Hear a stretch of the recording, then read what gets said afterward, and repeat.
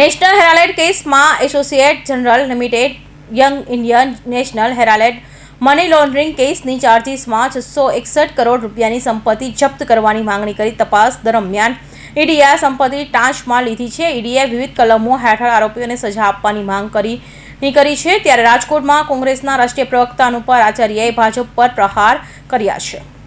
National Herald case વિશે કોંગ્રેસની રાષ્ટ્રીય પ્રવક્તા કમાન્ડર હનુમાનના આચાર્યને જણાવ્યું હતું કે નેશનલ હેરાલ્ડ મુદ્દો ભાજપ દ્વારા ધ્યાન ભટકાવવાનો, ગેરમાર્ગે દોરવાનો અને તથ્યોને વિકૃત કરવાનો પ્રયાસ છે.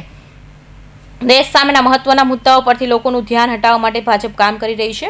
તાજેતરમાં કોંગ્રેસ પક્ષના ઐતિહાસિક ગુજરાત અધિવેશનથી ડરી સત્તા લલચુ ભાજપ દ્વારા ફરીથી એન્ફોર્મેન્સ ડિરેક્ટર, તેમના મનપસંદ ગુનાહિત રિકવરી મશીન કોંગ્રેસ પાર્ટી પર ઉતારી છે. એન્ફોર્મેશન ડિરેક્ટરો દ્વારા કોંગ્રેસ સંસદીય દળના પ્રમુખ વિરુદ્ધ દાખલ કરાયેલા કહેવાતી ચાર્જશીટ સોનિયા ગાંધી અને વિપક્ષના નેતા રાहुल गांधी સામેનું રાજકીય કાવતરું છે. इसके ऊपर इल्जाम लगाया जा रहा है, वो मनी लॉन्ड्रिंग का लगाया जा रहा है. इस पूरे यंग इंडिया लिमिटेड और एजेएल के बीच में आपको कहीं पर भी कोई मनी की ट्रेल नहीं मिलेगी, कोई क्राइम प्रोसीडिंग्स नहीं है, मनी ट्रेल नहीं है. ऐसे समय में जबकि पिछले साल, एक साल पहले अप्रैल में इन्होंने एक चार्जशीट दायर करने के लिए ईडी को कहा था और एक साल पूरे होने की उसमें एक लिमिट होती है कि एक साल तक अगर चार्जशीट नहीं आएगी तो खारिज हो जाएगा. तो आनंद फानंद भारतीय जनता पार्टी ने 9 अप्रैल को एक केस दायर कर दिया.